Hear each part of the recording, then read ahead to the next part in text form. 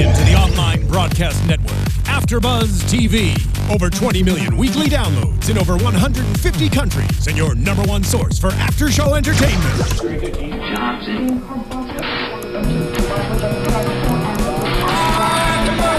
AFTERBUZZ TV, the destination for TV superfans, producing after shows for over 300 of your favorite TV shows, interviewing celebrities and showrunners, and bringing you behind-the-scenes exclusives. All thanks to E! Entertainment's Maria Menounos, producer Kevin Undergaro, and internet leader Akamai.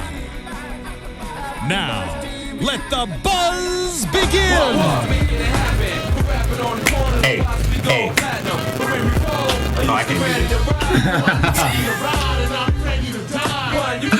Hey, what's up, everybody? You are tuned into AfterBuzz for HBO Ballers. I am your host, Bamm Ericsen, and I would like to introduce my panel. Hey, everyone. I'm Sofia Stanley. What's up, guys? It's Emile Ennis Jr. Hey, what's up, everybody? I'm Kennelia. And in the AfterBuzz building, she plays the character of Julie Green. Please welcome Jazmyn Simon.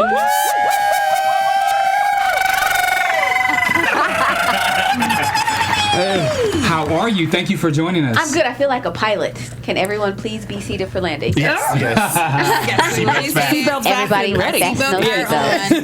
Well, are you guys ready? Be seated because we have a lot that we need to discuss. Okay, my question to you guys is, do you think that Ricky should have allowed Charles into his house, or do you think he should have sent him somewhere else? Sent him home is where he should have sent him. Yeah. Can the church say amen? Amen. Well, Amen. Yeah, I totally agree. Okay. Moving on. He's shady. Look at Ricky. Ricky is the one who gave the girl his phone number in the first place. Exactly. So of course he gonna bring him to the fun house. Yeah. I mean, hey, it's the fun house. But he did warn him first. I don't know why I'm Team Ricky, but I think it is really important the fact that he goes, is this really where you want to be? Mm-hmm. And then he's like, yo, dude, like, seriously? And he's like, yeah, like, I normally don't invite you over out of respect for that ring you have on your finger. And I think that what that's saying is, yes, I think Ricky obviously gave him the number when he was drunk. He may not have been thinking clearly, but sober, it seems as if Ricky actually really respects the sanctity of marriage. So he's at least going to give you a warning. What you do after that, that's your business because you're a man. Does it make sense? So no man can make you do anything. Mm-hmm. But he's at least going to give you the warning, and if you don't heed the warning, then you can come in the funhouse. He apologized during the episode. He said, I'm sorry that I gave her your number. So he did apologize. Let's discuss the house. Okay, let's discuss. The secret house. Okay. Does anybody know, like, I personally know people who have secret homes. Oh. Wait, seriously? I do. See, I know people with secret phones, and I know people who thought of it, but I don't know people who had enough money to actually have that size of a home. Yeah, you don't know enough rich people is the problem. They She knows got regular people, Yep. which is fine. But this episode was inspired off of a real life experience from an NFL player, which I will not say. If he doesn't say it, I won't say it. But he went into our writer's room and he told a story about him and his wife. And when Charles was hanging off of the balcony, that really happened to him. But instead of it being a trellis, it was a ledge. And he was like, my wife is coming and I am high. Oh my God. I don't want ESPN. And he said, what is ESPN going to say if they catch me, if I die like this? Whoa. Yeah, so it's real. We were kind of like laughing about it. Like, we're about to blow up somebody's spot on this episode. Like, somebody's spot is getting blown up tonight. Yeah. Because it does happen. And if you have enough income and enough extra cash, you can get a bachelor pad and do. I actually have a girlfriend who met a guy online, and he had a place in Sherman Oaks, and he lived in like a different place. See. Yeah. They out here to fool you. Even regular brothers out here. Can't trust nobody. Listen, and he looked like a straight accountant too. You can't trust nobody. You can't trust them. With his calculator in his pocket. Shady. Do some background checks. Yeah. All right. Well, but why am I sitting here mad for no reason? No, literally. Like, I'm sitting here like, I'm like, that's some, like, I'm really mad. I'm like, that's just so unnecessary. Yeah. Like, seriously, dude, especially, I'm going to be, I'm trying not to curse as much as I normally do on this show, but it's literally like, you can find chicks who don't care if you're screwing the entire U.S. population from the East Coast to the West Coast. So why do you need to find a girl who is telling you it's you and me, and you're going to be like, okay, cool, and not only are you going to sleep with one of your teammates' moms, but you're going to have a secret house? Well, I'm going to defend him. He did not know Kara was the mom. That's true. That's true. He did know. He did not know. He's just a hoe, so he sleeps with everybody here and there. 90 North, where you going? So, but he didn't know it was her mother. That's true. That's a good point. He didn't know Until the second scene when he almost slept with her again. and he called her a good woman. Yeah. Woman. That So he she loves. was a good Still though, like, so you're dating Bella, but you need a fun house that she don't know about? Then break up with Bella and keep sleeping with hoes. But and also, let me say this, Sophia. A lot of times, the men, because I won't say women, most men who have secret homes is normally for the side piece who's living in the house and she's being taken care of. That's what it's normally for. Sometimes, or they just don't. They can't have sex with women at home because their wife and children are there. Yeah. So that's the problem. Okay. Yeah. When your baby's running across the living room floor, that is the issue. I guess that's why I'm siding with Sophia right here in terms of he's not married to Bella, so why not just get rid of her unless there's something we don't know about Bella as to why he's staying with her. Exactly. Well, sometimes you just want that stability at home. So, yes, he has a fun house. He can break up with Bella, but who is he going to talk to about everything that's going on? Who is going to be that comfort? Because you can't confide in the side piece. Let's keep it But real. then you don't need the side I piece. know, I'm just saying. Yeah, I'm gonna let it go, but I'm vexed. Like, I'm really sitting here fuming. Oh, Sophia. What I didn't like about And then, no, but they had a phone room. No, but literally, like, because I'm mad because it was that dope. Like, that's, I think, why I'm mad. Yo, he had a club. Like, screw the love pond, screw the freak room. Yo, that club. Oh, I didn't get it. We got it. They won't. Maybe you'll get it in a second. But the fact that the club had phone. Ain't no home without that phone. Do you know what I mean? Like, I wanted to be in there, so I get it. Like, I get the appeal, but I'm also, that's, I think, why I'm so mad. Because who wouldn't want to have that type of stuff going on? Shenanigans. Well, it's a lot Thank to clean you. up, though. I mean, Shenanigans. Yeah, but that's why he got, what is TDD and Stoop or whatever their Stoops and TDD? They cleaned it up. They're property managers. Yeah, That's true. his housekeeper. Yeah. I would think that with having so many people in your house, how could Bella or wife or anyone not, how did your character find Charles? So this is the thing. question. Excellent question. Unfortunately, I watched it before I came, and I watched it with you guys, and I realized that they cut the part where my sister, who's played by Taylor Page, hey Tay, I love you, baby. She says you better track that phone. So Julie tracks his phone, and then she finds him at this house, but there's a security gate, and so I blow through the gate and I break the arm of the gate, which is not shown, and that's how I track his phone. My sister gave me some good old sound advice tonight. Track that phone. So that's how she found him.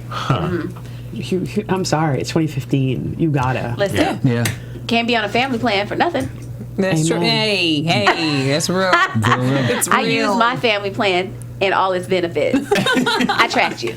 Okay, so with the secret home, you know, Charles, he's buckwalling, he's smoking weed with the security, he's having he's at the party with the bubbles, and then Julie finds Charles. That ninja, he did, in his defense, say Julie was a ninja. Yeah. He was right. Yeah. No, that was so perfect. Most women are in the ninjas, phone though. room. He was getting Look, it. there's no way to kill your high than your wife coming to the funhouse. Do you think she should have took him back so easy? Yes. Yeah. Yes. Yeah. Because you could tell in that moment when she was talking to him, it'll be different. You can tell, or at least I can read people well. Most people can. You can tell when somebody's lying. But in that moment, you can genuinely see, like, he was lost. He was lost. Brother was lost. The thing is, even in the last episode, he did not lie to his wife. When he went the picture, he didn't sext her. He made some bad decisions, but he didn't do anything wrong. And then she made him pay, and that he got put out. Actually, he put himself out. He said, Julie never put him out. He said, maybe I shouldn't be here. And then I laughed him off and egged him on, so he left. But the thing is about a marriage, and the thing about Julie and Charles are, they love one another. She doesn't care that he plays football. They met in college. She's obviously very smart because she's a doctor. She has her own stuff going on, but she loves her husband. And so he was gone for days, and that's another thing that you don't really get. When I'm in the scene with my sister, I'm saying he's been gone for 2 days. So he's been gone. Twice, yeah. You know, how long are you going to let your husband be out on a ledge. He was in a bad situation at the funhouse, but he didn't do anything bad. Julie didn't catch him having sex. She didn't catch him, getting his dick sucked. Am I allowed to say that? Yes. Okay. Yes. He wasn't allowed to. He didn't do any of those things. Now, if she would have caught him doing that, he would have been out because Julie's not taking that. But he didn't do anything, and we knew 5 episodes ago that he was lost. He's just lost. I think one of the main things that people can relate to with our characters is that we're relatable. We're husband and wife, and we're struggling, we're figuring things out, we're trying to have a baby. It's not about the money, because they have money. People don't peep this. Julie has the biggest diamond ring on and an Audemars watch full of diamonds, and everything she has on is super nice, but they're conservative, and they have money, and she has a job. So it's really just about their relationship. And so because their relationship is what it is, she's going to let her husband come home and try to help him figure it out. Like, if you guys had done something, and he's going to get more into it in the next couple of episodes, and Omar's going to pull at your heartstrings a little bit, because when you do something from 6 years old up until 30, for 24 years you're doing one thing, and then you don't do it, what do? If someone told us we couldn't do the thing that we love to do, we will be lost. And so he's just going through that thing that he's just lost, and he needs someone who cares about him that's going to say, okay, let me help you. But at a certain point, Julie realized that she had to let him do it on his own, that she had to let him go out there and figure it out. So go figure it out. And when you fall, which he did, she's going to be there to kind of pick him up. And so from this point on, they move past it. And so it'll be good for you guys to see what they do with the rest of the season. Good point. And you can tell he wasn't in it. When a grown man is on the ledge saying, "This nasty," right? This nasty. He not getting no girls playing with themselves. No fun. He was in there being a great man. He was just smoking a little husband. weed. He had some bomb fun. But when a man says "this nasty," it ain't for him. It's not for him. It's really nasty. He got a good wife. But I love that you pushed him in the love pond. Listen, now this is the thing. Julie ain't no punk. Yes. So what you're not gonna do? What you're not gonna do is not tell me where you're at for 2 days and be up in this funky old house and think that I'm just gonna let you back with open arms. You're gonna pay. And so she's not gonna berate her husband. Besides his Dunkin' Donut line, which is everybody thought was low down and dirty. I thought it was funny. But she pushed, and it just goes to show who wears the pants in that family. Yeah. He's big in stature, but she's big in spirit, and so she wears the pants. And I think one of the best things about this role for myself and Omar is that we get to portray this because you don't see it. Even if it's only in bits and pieces, you see that there's a black couple that are great, that love one another, that the woman gets to be strong in a unassuming way, in a way that people aren't going to be like, Julie is a bitch. No, people hit me every day on Twitter like, we love you. We wish we had a woman like you. Ooh, Charles is tripping. Dr. Green, I'm sick. Oh, they be in your DMs? Of course. No, they don't be in my DMs because in order to be in my DMs, I have to follow them back. And I'm like, I'm sorry, I don't follow. I'm not gonna follow y'all. Like, I will, when you tweet me, I will tweet you back. We will have a good conversation. But I don't want no dick pics in my DMs. Oh, They you will better be in your preach. DMs. No, thank you. That's gross. I will tweet you back. But nowadays, no, we'll talk about that later. Nowadays, they don't even send them in your DMs. They just send them on the top. Listen, you hear me? You be like, Oh, Lord. No Yeah. class. 2015. Really? Yeah, they Yes. get bold out here. In these bold. Twitter It happened to streets. me last week. Last week. In I the was Twitter like, streets. Instagram too, because you don't have to follow them. They can send you anything. Yeah, that's I'm like, what oh they no, because it asks you permission. Yes, I'm I've got one of those. Nope. Ain't nothing but trouble behind door number 1. I don't know you. Nope, They don't know you. I don't know you. And I don't know them. I don't want to know you in that way. No, thank you. You broke it down really well. I wish I could really argue.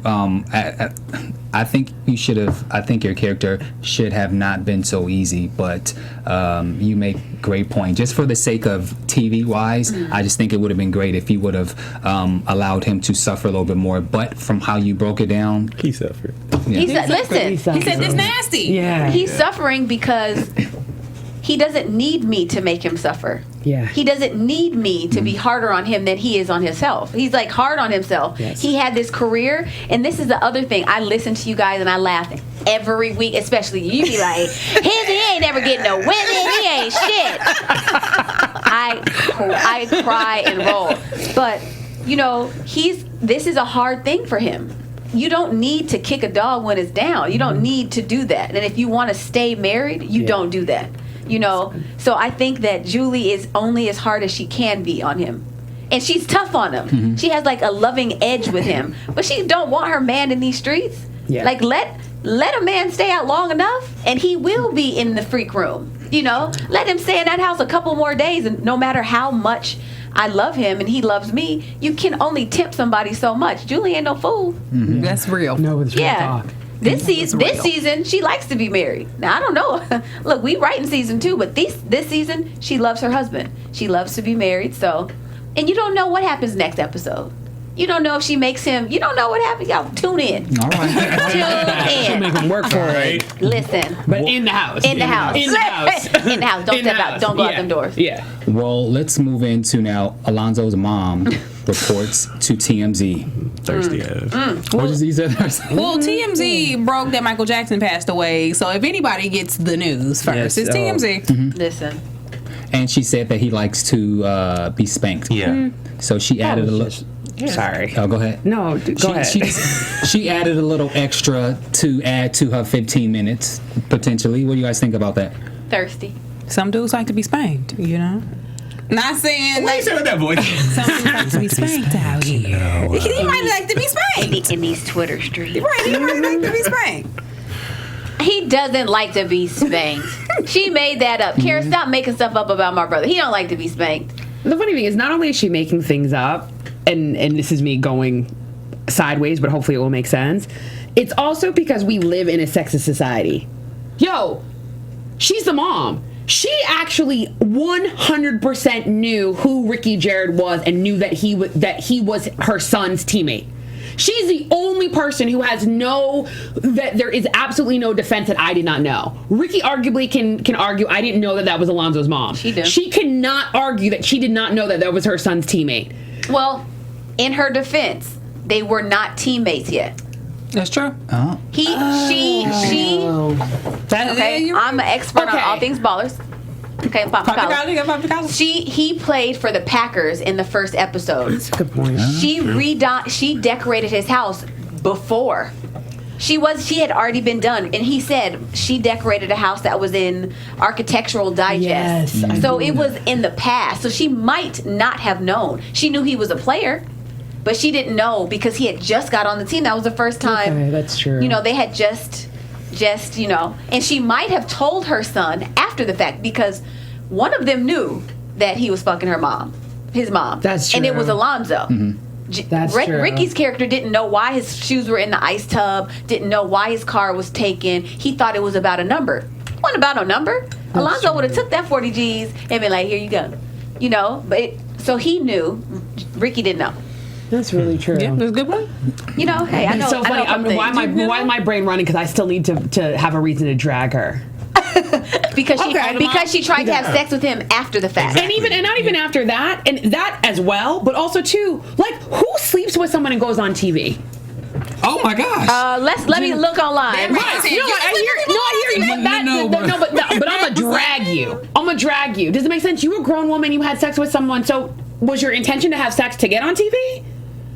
Because they didn't do anything to you. Does that make sense? You were a grown-up woman having consensual sex with someone. Why is it necessary for you to come on TV? So to me, if you're coming on TV, that means you actually slept with me on purpose to get on TV. I love your conspiracy theory. Because you're actually sleeping with me to get your 15 minutes. So I need someone to call her out as a fame whore. So this is the thing, though. This is the thing. When something like this happens, right? We don't know who leaked the story first. It might have been her. It might have not been her. Could have easily been Tracy Leggett. Could have been Tracy. Could have been anybody.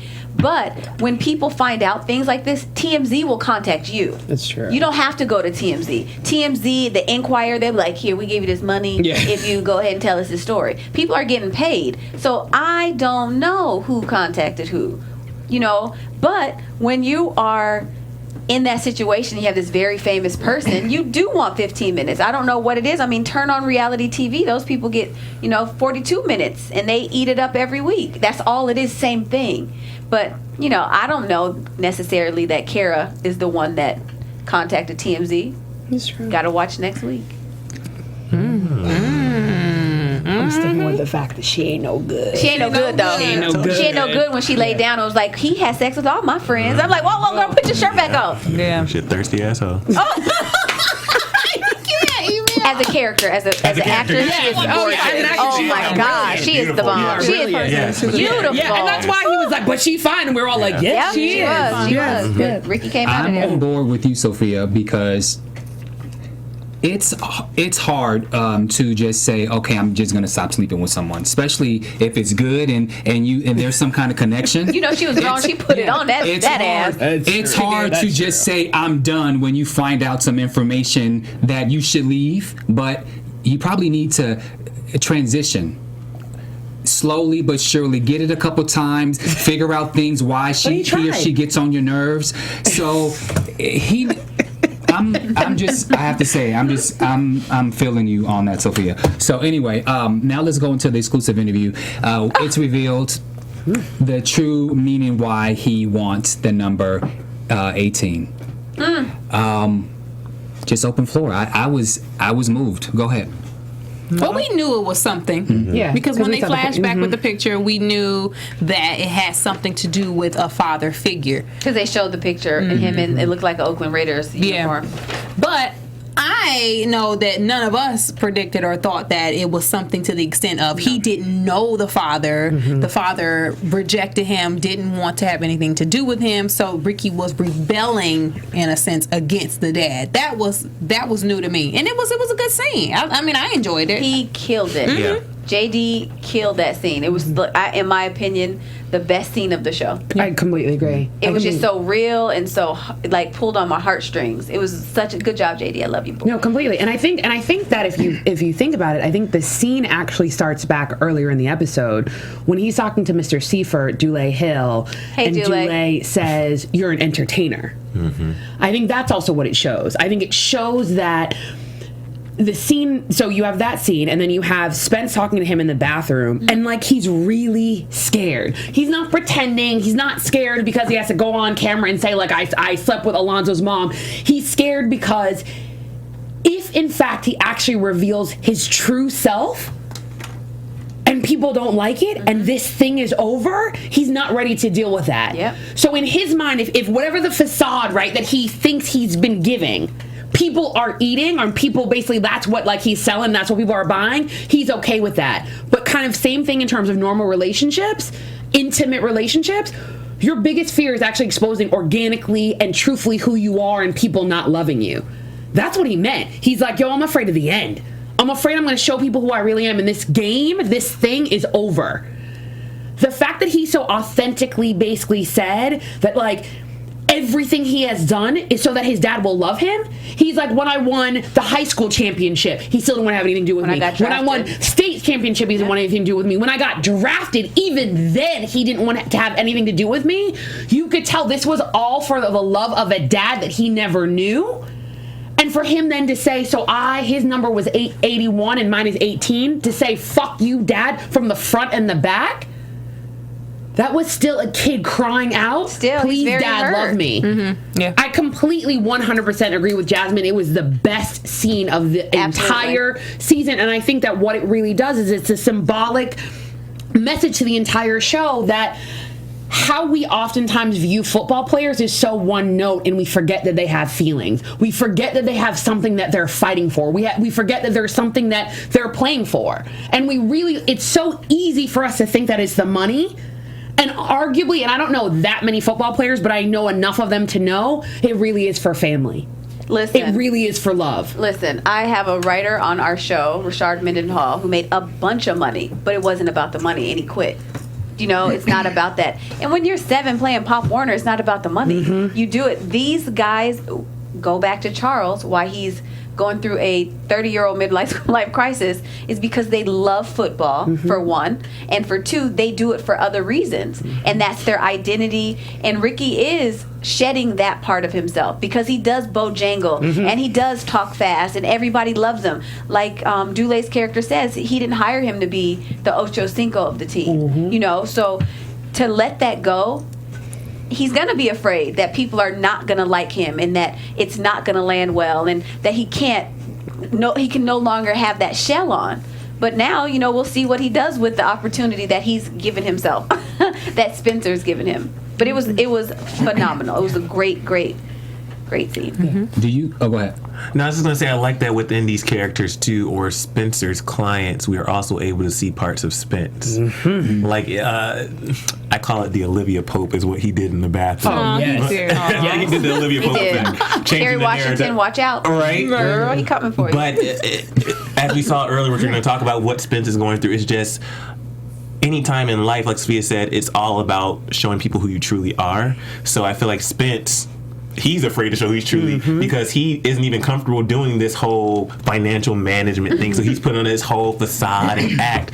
And in talking to these people, whether it's Vernon or whether it's Ricky, he's trying to figure out what to do with himself. So I really like how he's figuring things out for himself through other people. And let's go right into the MRI. So now he needs to do it. And I'm glad he's finally doing it. Yeah. But just as Ricky, he's scared. Absolutely. It's terrifying. It's extremely terrifying to literally, from the moment that you're in there and the machine starts to just go inside, you feel like you're just trapped inside a bubble and you literally can't move. So I get where he's coming from, and I think that's a great point. Oh, I think that's a great point that you mentioned.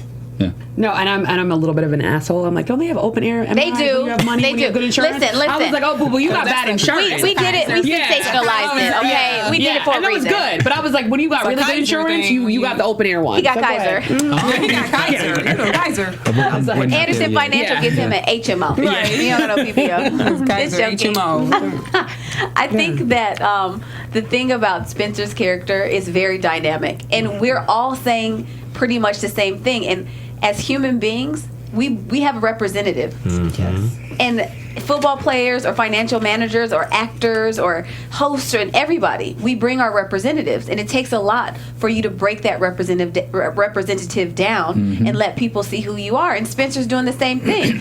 Here's the thing: he said it in an episode. He said, well, what if he didn't want to do the MRI because what if nothing is wrong with him? Yes. Because he can use, maybe I'm concussed, maybe this is why I'm throwing balls at kids, and maybe this is why I have to pop these pills because there's something wrong with me. Yep. Now let him do that MRI and there be nothing wrong with him. Yeah, then he has to figure out, why do I pop these pills? Why am I so angry? Why am I so lost? And that's a whole nother thing when you have to look at yourself and say, there is nothing wrong with me. This is who I am. Now let me figure this out. All of us, the thing about Ballers is this entire show, which I hope everybody realizes by the end of the 10th episode, is it is just a show about relationships. That is it. That's it. Everybody in relationship with themselves and with other people. And if you take football out of it, it's just relationships. Yeah, that's right. You can take out football and put in production or accounting or whatever, and it's just about how different people deal with each other and how relationships work and marriages work, and when you have money, how do you act, and when you don't have money, how do you act, and trying to be your truest best self. And that's what Spencer is doing, and that's why he's so afraid. What is he gonna do when they be like, oh no bro, you straight? Or if they say, no, you have a neurological problem and you have 3 years to live. We hope that it's 7 years so we get 7 seasons. Speaking of relationships, notice a different relationship between Joe and Max, or as you call it, the man with the ponytail, versus Spence. Joe has better relationships with people, and he was able to get the deal between Angela Lee for the money. They wanted, I believe, what was it? They wanted $5 million. $5 million. Yeah, 500,000. Yeah, and half a million. And so he broke it down to they agreed to 150. I think the difference with Joe is Joe knows how to meet people where they are. And Joe is very much a person who knows himself, he knows his flaws, and he's aware of that, but he can work that to his advantage. Whereas Spence, exactly, he just doesn't know how to do it yet. So And I think the difference is because Spence is coming from a pedestal. Duh. Spence is a star. He's never had to do that. Completely. Joe is a regular person. So even, and I think it was last episode, didn't we see the shot of Joe's house?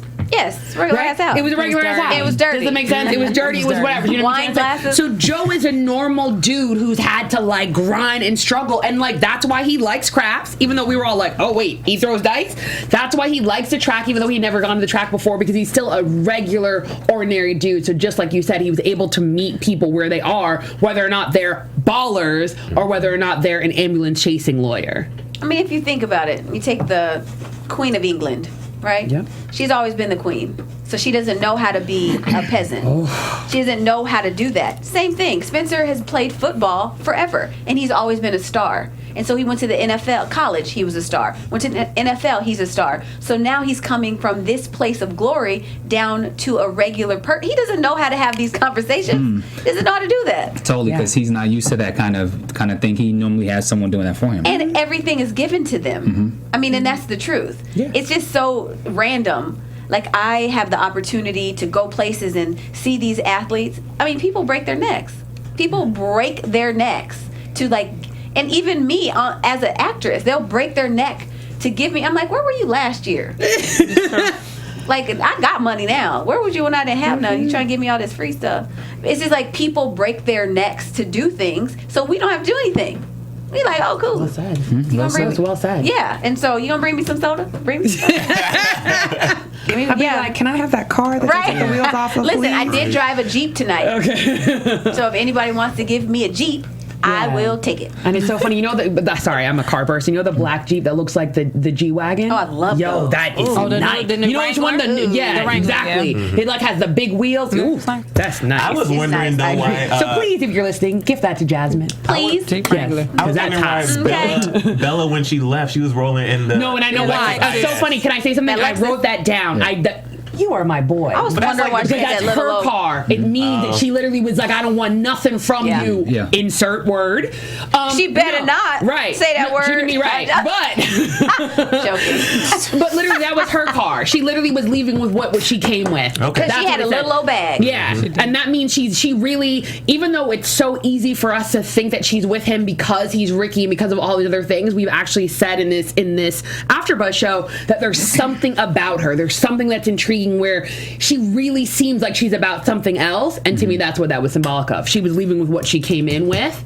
Which, again, for a normal person, Alexis is a great car. Yeah. So that And the means she IS didn't is come nice. with The IS is right. nice. She didn't We'll come with take one any. of those too. Yeah, no, really, but Preferably a hybrid. We live in LA. Listen, I got me a Prius. gas honey. is like $5 and Right. something. So I will take the NX but that's since why. we were saying. Yeah, because they did it on purpose. We will take that's anything. why. I don't know what we front here. Yeah. We take everything. Metro out here, the Right. Jeep Storm. I'll take the newer version of the car I drive now. Listen, 2016 version. 2015. Don't say it. Don't say it. Don't say it. Don't say it. We I know. Don't say it. We will all At the take the newer door. version of the car.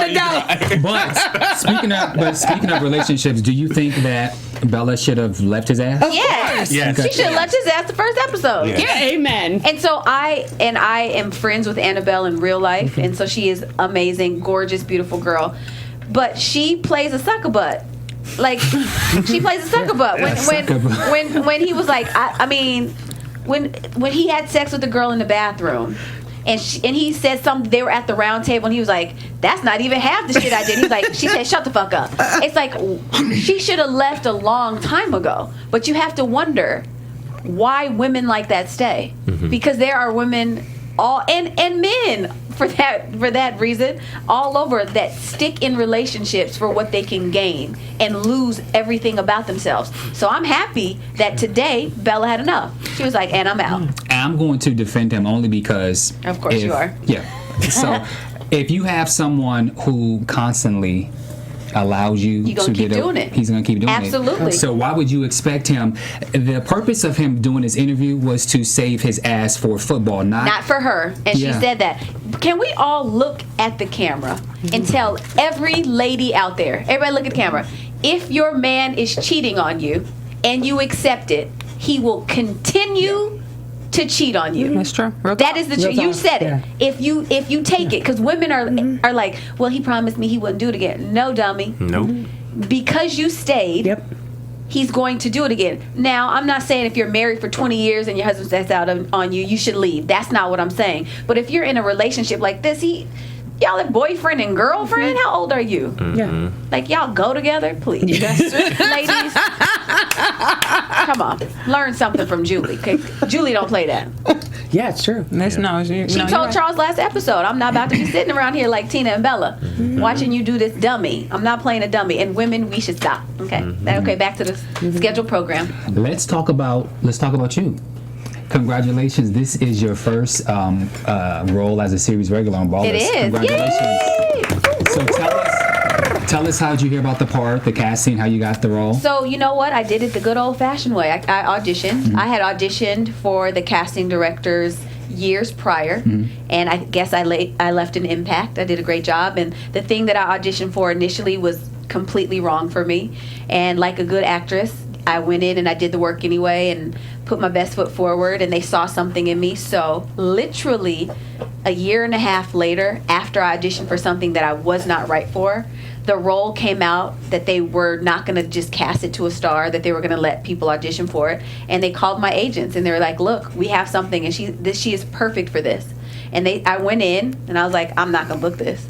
You know, I hate to be negative. Everybody out there, stay positive. But if I'm honest, I was like, there ain't no fucking way I'm booking this. It's a HBO show with The Rock and Pete Berg and Lev and Mark Wahlberg. I ain't booking this, but I'll go have fun. And I went in and I auditioned, and in hindsight, the casting directors told me the minute that I did it, they knew that I was going to book it. They're like, done. She's going to book it. And so I auditioned, and I had a chemistry with Omar, and everything was kind of on hold for a while, just because it's a big show with a big cast. And in the meantime, I started auditioning for something else. And I was testing on something on ABC Family for something else. And HBO said, no, you don't, girl. Smart. And they offered me the role. They're like, okay, cancel that test. They wanted to make sure they were in first position. Yeah, and they did. They jumped on it. And so it was a dream come true. And I'll say I auditioned a lot. It was my 200th audition. Wow. I went to class. I'm still in class. So I believe if you want to be an actor, you have to work for it. Okay, now, Danny DeVito, he said that it was like he went on 302 auditions. So you literally counted how many auditions you went on before? So funny. I am a type A personality. I'm very organized. So every time my agents or manager send me an audition, I put it in a file. And so I can always go back and say, have I met this person? Let me see. And I type in their name, and if I've met them, it's in there. I had never counted. Okay. If I would have counted, I would have driven myself crazy. So the day that I booked Ballers, I went in, my agents had champagne, and we were celebrating, and they're like, to your 200th audition. And I was like, fools, I ain't no 200 auditions. I don't know what you're talking about. And they're like, no, this was your 200th audition that you did. And I was like, it felt like 50. Like in my mind, I did 50 auditions. I moved to LA a little over 4 years ago, and I booked this 2 years ago. So I was very new in the whole thing. So I was happy and eager to audition and just trying to get better. So it didn't feel like 200, but it was 200. And after they said it, I went back to my file and I literally counted, and it was actually like 202. Wow. But 2 of the things I had booked. So they were like 200 no's. But yeah, it was a lot of auditions. Wow. And so people out there in the internet world that are watching online, don't give up. Because if I would have given up at 100 or 199, I wouldn't have got it. And it's a dream job. Dream.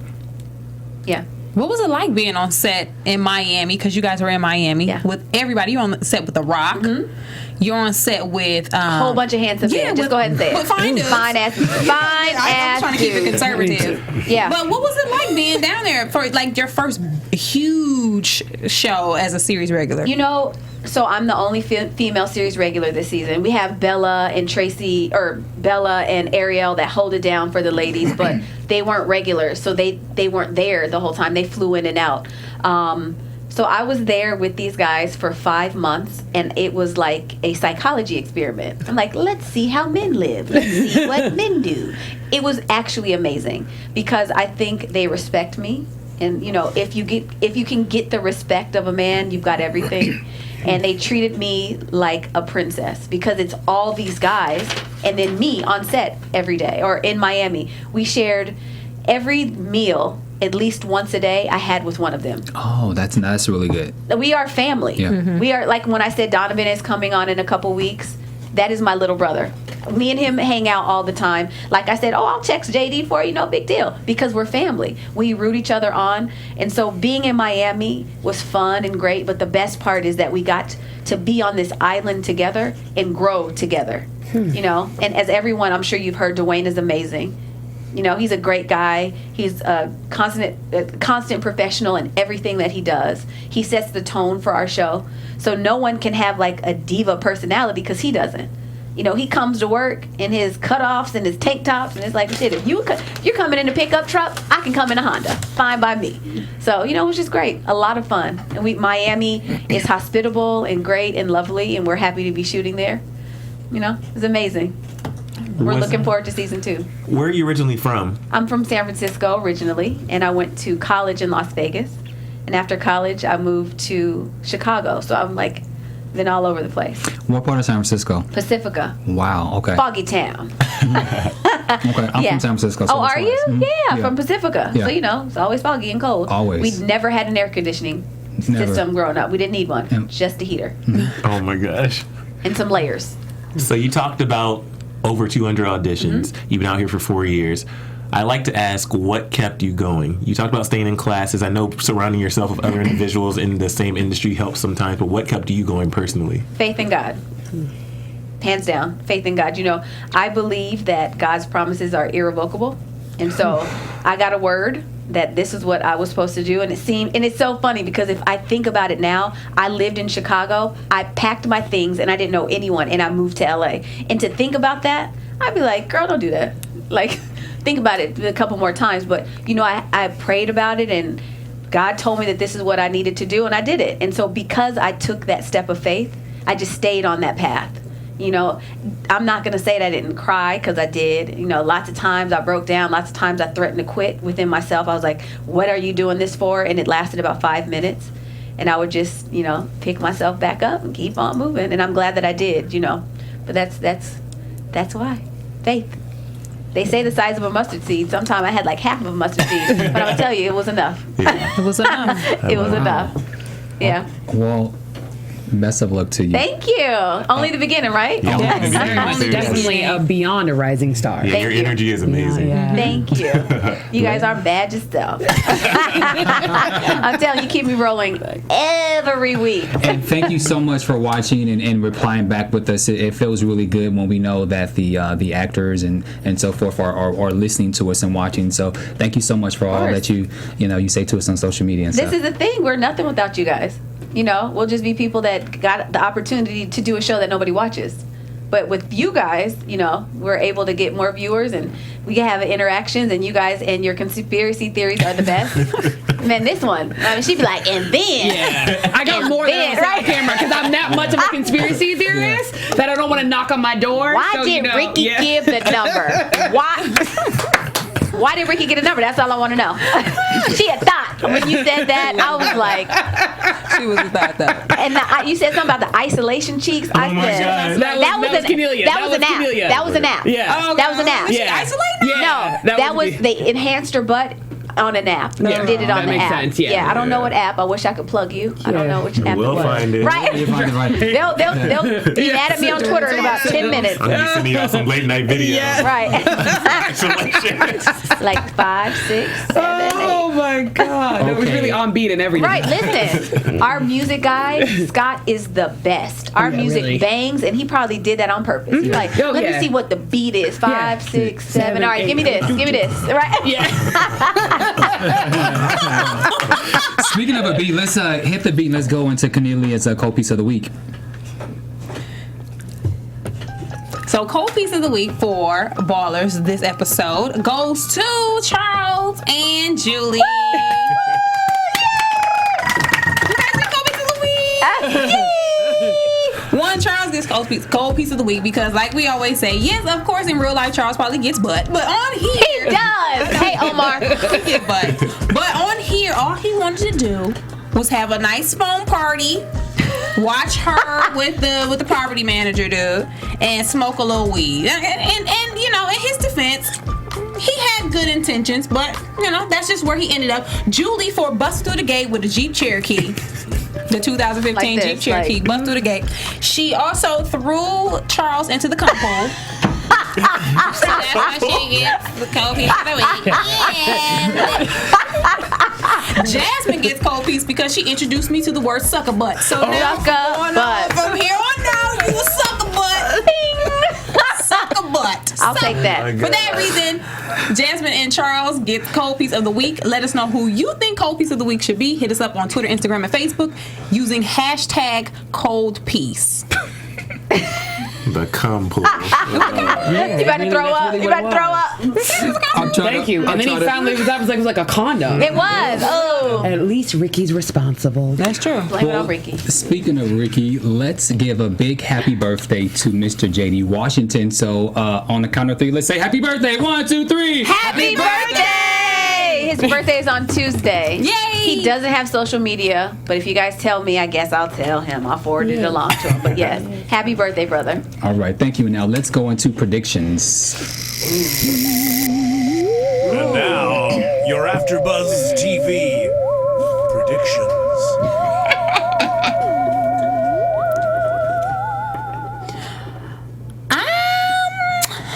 I don't have any predictions, man. Like, I'm just out here. In these streets. Yeah. I'm just out here. Charles is back home. Julie is going to check him again. Ricky is going to be salty that Bella left. And that's all I got. But we got 2 check marks just in case you didn't know where we were at. Yeah. I gave 2. Listeners. I gave 2. Not all y'all watch. Some of y'all listening. That was check marks.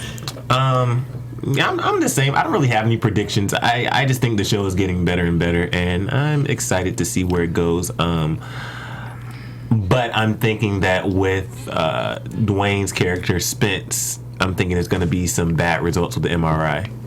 Yeah. Don't look over here. I ain't giving up nothing. I ain't giving up nothing. I love my job. I'm not saying a dang thing. We all turned around. Yeah. I'm like, whoa. I owe y'all some money? That's when you look at the ground. Right. That's when you look at the ground. I initially did not have any predictions, but I actually will piggyback on both Emile and Kennelia's predictions for the last 2 episodes, wherein Reggie definitely has something to do with Angela Lee. Oh yeah. Everything is everything twice. Like you too smooth for the fact that this one incident can derail not only your boy's career but your career. Since you're like, oh, I have a plan after him. Everything is everything. Nah, something about his body language, his posturing, and yes, I love the dynamic between him and Spence and how they play off of one another. But again, I need to piggyback on both Emile and Kennelia's early prediction that Reggie definitely has something to do with Angela Lee because he's just way, way, way too calm. I agree, Sophia. I think Bella will come back. Damn. Girls, stop being stupid. She's coming back, and I was thinking the whole time that we were taping this, trying to think, because I'm a Niner fan and not a Raider fan, but hello, Did you see me Kaepernicking?